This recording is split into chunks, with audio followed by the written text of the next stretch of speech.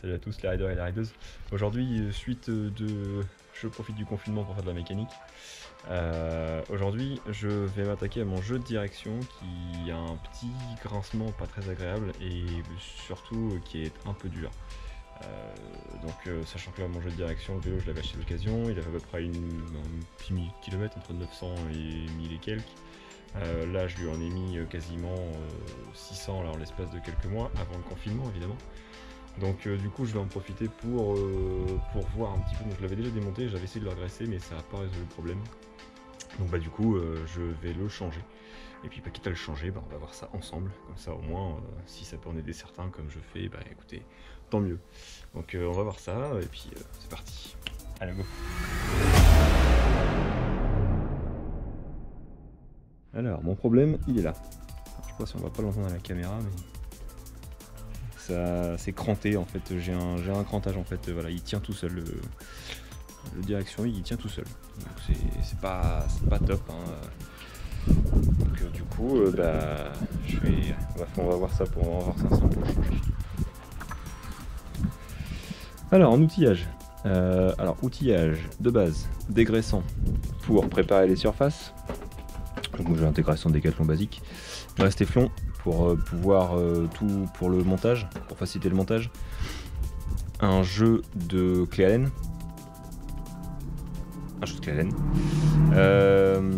une sangle pour tenir la fourche, le jeu de direction évidemment. Donc moi j'ai pris ça sur Décathlon parce que mon vélo est un Décathlon. Donc voilà, un jeu de direction vendu chez Décathlon. Mes presse-cuvettes fait maison, donc celui-là je l'ai pas encore testé, on va voir si ça peut fonctionner avec ou pas, je suis pas sûr. Et mon fameux chasse-cuvette découvert pendant l'unboxing, un Pearsman universel. Voilà, donc on va voir ensemble et puis voilà, hein. Allez, c'est parti les gens. Bon, alors, d'abord, on va commencer par démonter la partie potence cintre pour pouvoir après extraire la fourche. Donc pour ce faire, vous aurez besoin d'une clé Allen. Dans mon cas c'est une clé de 4, de 5 pardon. Dans mon cas c'est une clé de 5. Donc d'abord on démonte le capot qui est sur le dessus. Hop. D'abord on le desserre, ensuite sur la potence, en fonction de votre potence, pareil, vous avez deux vis. Alors des fois elles sont du même côté, des fois elles sont en opposé. Donc on desserre, sans forcément enlever les vis pour besoin, ça sert à rien. Hop. Voilà, donc là à partir de là, elle a commencé, donc moi je l'ai senti commencer à bouger. Donc à partir de là, ça sert à rien que je dévisse plus que ça. Et maintenant c'est mon capot qui tient tout. Alors, la sangle. Alors une sangle, une ficelle, un tendeur, ce que vous voulez. Hein. Il n'y a pas de règle particulière, c'est juste qu'une sangle c'est tout aussi simple. Donc pour la tenir, hop, on passe la sangle comme ça, sous le T de la fourche, ici, et on appuie sur le cadre.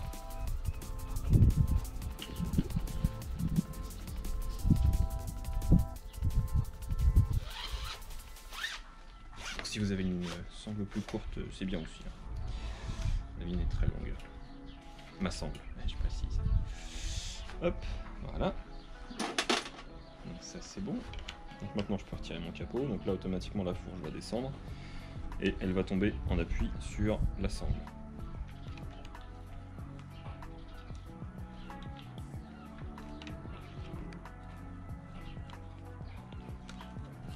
À partir du moment où on est, hop, donc là maintenant vous pouvez retirer le capot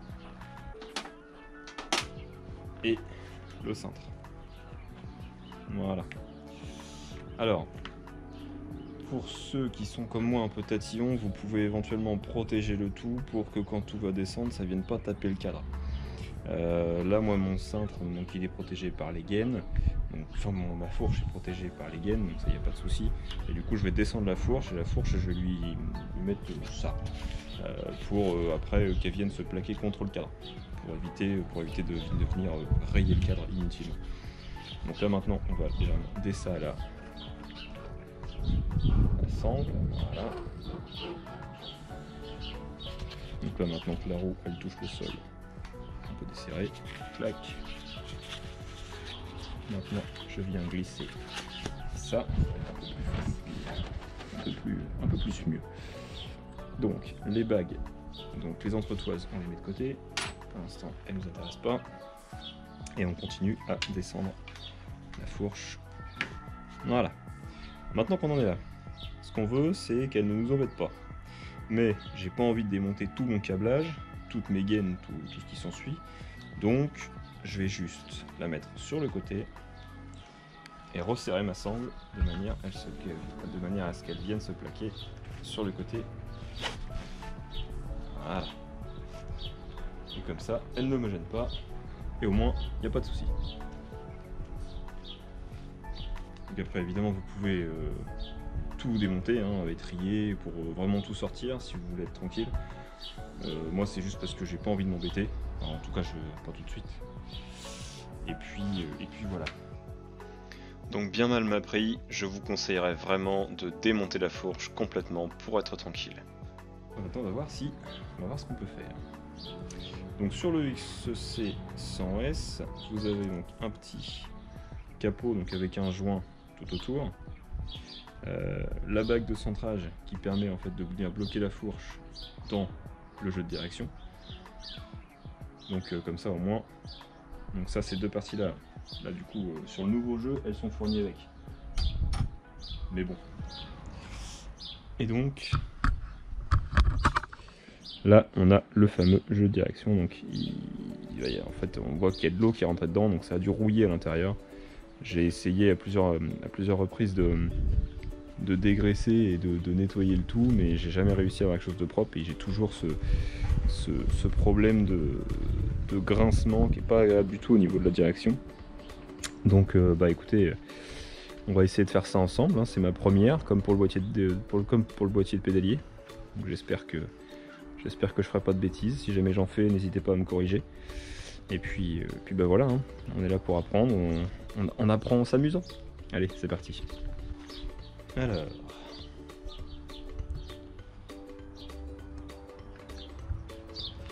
mais la chose aussi que je n'ai pas réussi à faire l'autre jour, c'est à chasser uniquement. Donc là du coup, moi, mon jeu de direction, il est en 1 pouce 1/8 en haut et en 1 pouce 1/5 en bas, si je dis pas de bêtises. Donc là moi, je sais pas si on veut bien le voir à la caméra, le chasse-cuvette il est gradué, donc de 1,5 jusqu'à 1/8. Donc du coup moi je vais aller de 1/8. Donc là en fait il est réglable, donc il y a juste une petite vis ici. Donc là on va le mettre sur le 1 pouce 1/8 à peu près. Voilà, c'est pas une science exacte et on regarde. Effectivement ça a pas l'air déconnant. Ça a pas l'air trop mal, donc on va regarder ça tout de suite.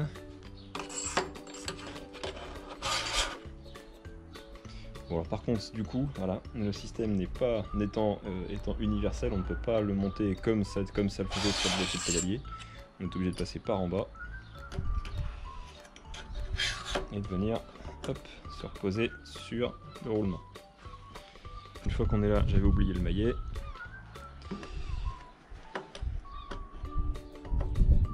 On vient. Là le roulement est sorti. Parfait. Alors voilà, effectivement, le premier truc qu'on remarque sur le roulement, je sais pas si on le verra très bien à la caméra, mais en fait, voilà, il est complètement désaxé. En fait, il est abîmé. Hein. À ce niveau-là, en fait, il a dû prendre un choc et il s'est enfoncé, il s'est décalé. Donc, bah, effectivement, celui-ci, il était bel et bien mort. C'est pour ça que j'avais ce fameux point dur. Voilà. Donc là, en fait.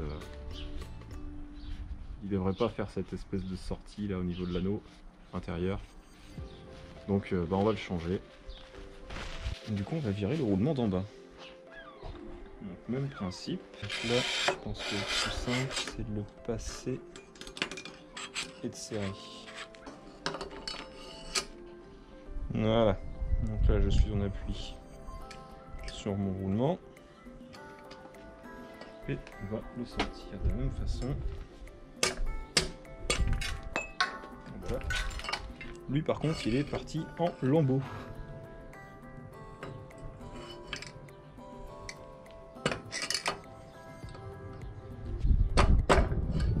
Je pense que lui par contre il était vraiment fatigué. De chez fatigué.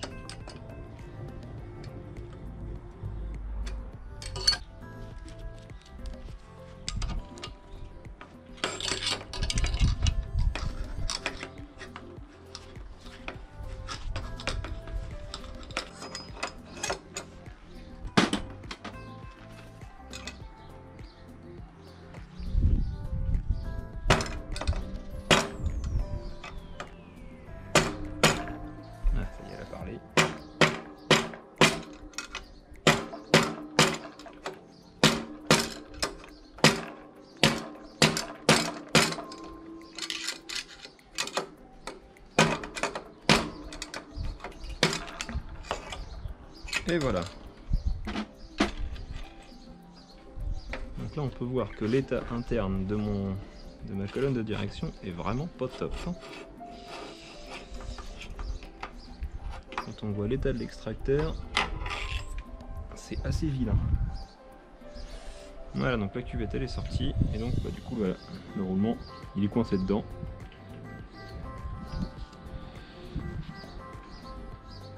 Ou encore, même pas, j'aurais pu l'avoir si je m'étais penché. Et voilà. Donc du coup l'extracteur je valide. J'ai pas une marque à l'intérieur du cadre. Au niveau de la cuvette en elle-même, est-ce que c'est bon, est-ce que c'est pas bon?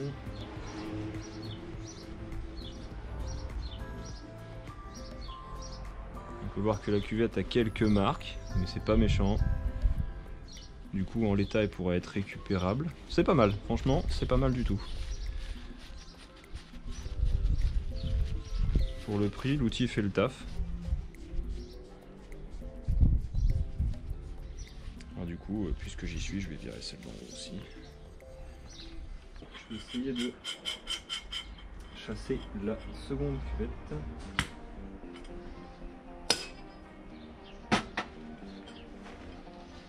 Donc pour ce faire, hop, petit coup de noyer.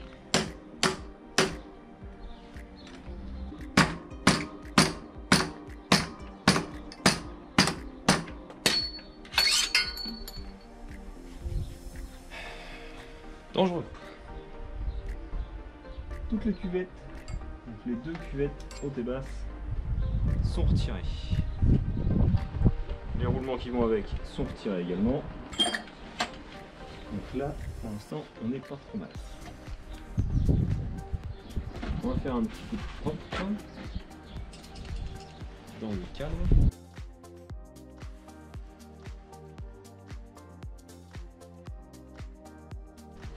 Donc là, même principe, hein, c'est pas mal. J'ai pas de marque du tout au niveau de l'intérieur, c'est pareillé.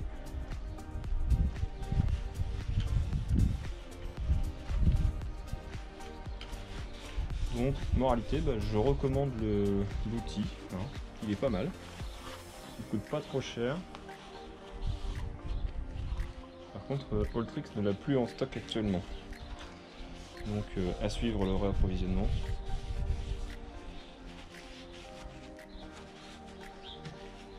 Mais c'est pas mal du tout. C'est vraiment pas mal. Je vous montre. Hein.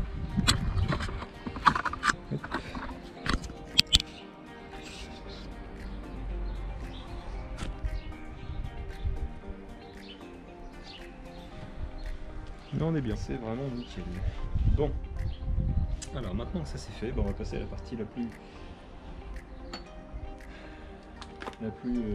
inconnue pour moi, savoir si mon montage va fonctionner pour le remontage du jeu de direction. Donc, pour le remontage, on prend un peu de graisse.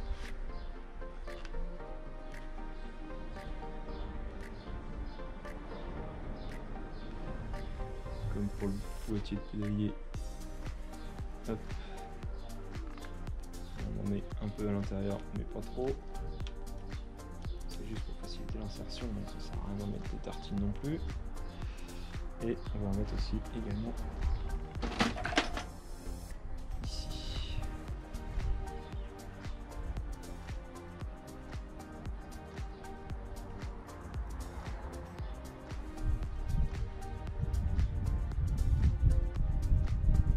Ouais. Ça c'est good. Et maintenant, oui, normalement ça va éviter les problèmes. Donc on la met en position. Je prends mon système. Et on va voir si ça fonctionne dans l'histoire. Donc je mets bien en appui en dessous. Et on vient visser.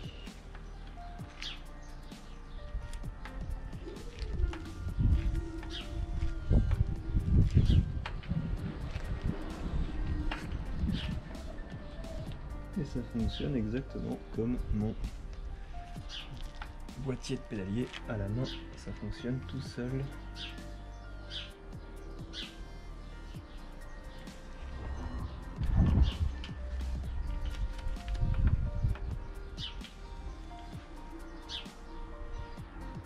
On écrase bien tout partout, mais pas trop.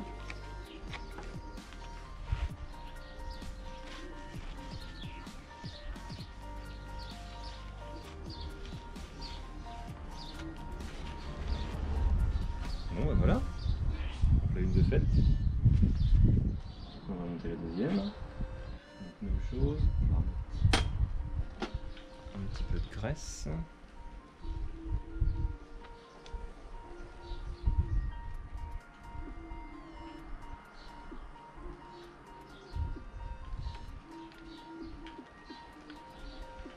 Voilà. Même chose sur la cuvette.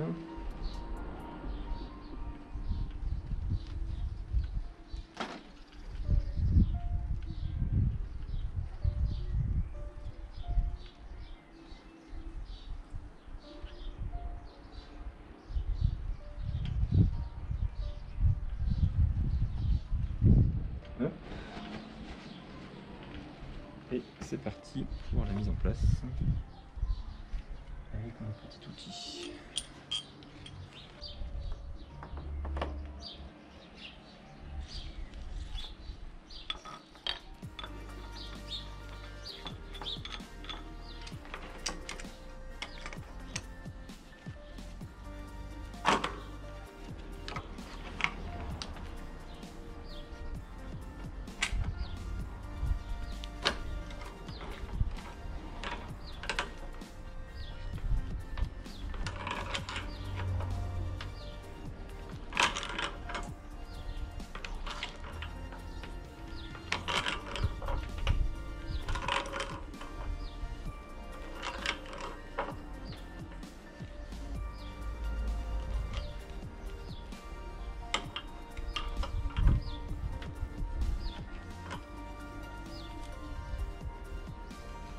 Voilà, et ben, non sans mal,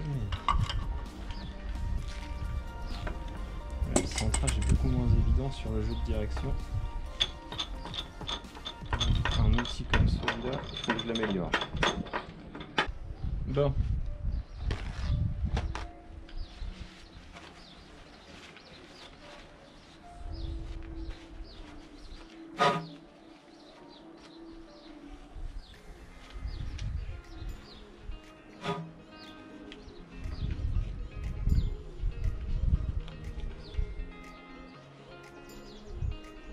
Voilà. Bon. Donc les deux cuvettes, c'est good. Et maintenant, on va remonter les roulements avec un petit peu de graisse également. À l'intérieur de la cuvette.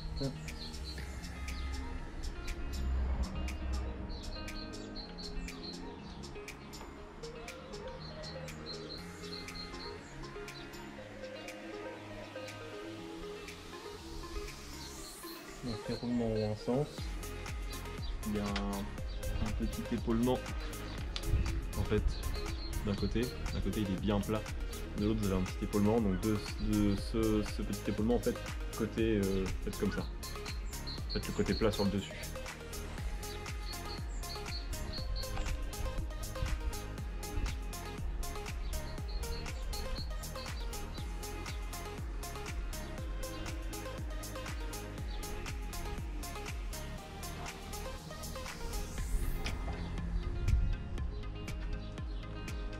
Hop, rentrée sans forcer.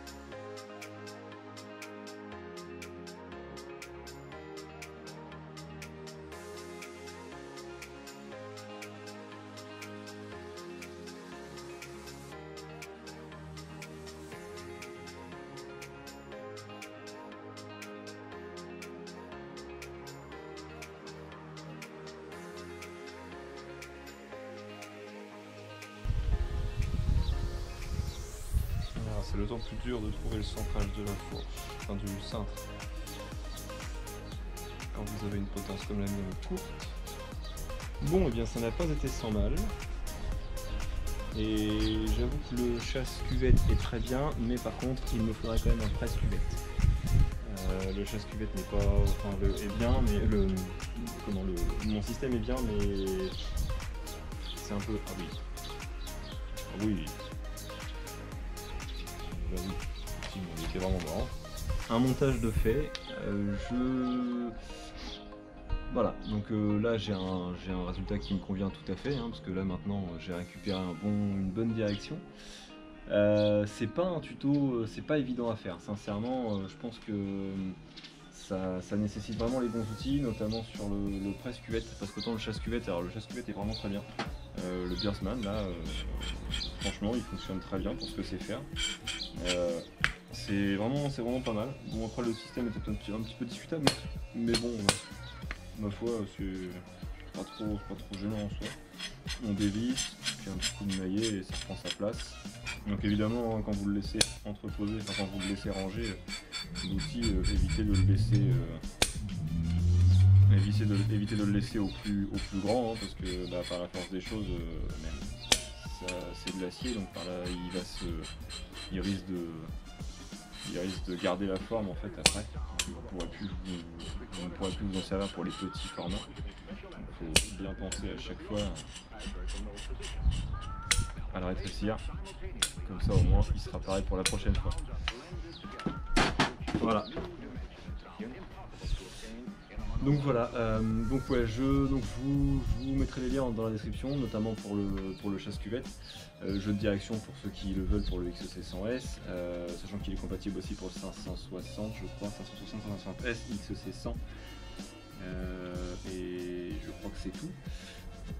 Donc je maintiens vraiment que ça fonctionne très très bien. Par contre, ouais, il faut vraiment penser à utiliser un presse-cuvette adapté, parce que mon bricolage fait le taf, mais c'est pas le must, parce qu'au final, vu que la colonne de direction n'est pas à droite, elle est évasée, parce que c'est un jeu de direction conique sur le XC100S, il vaut mieux quand même prendre un outil adapté pour avoir un centrage parfait.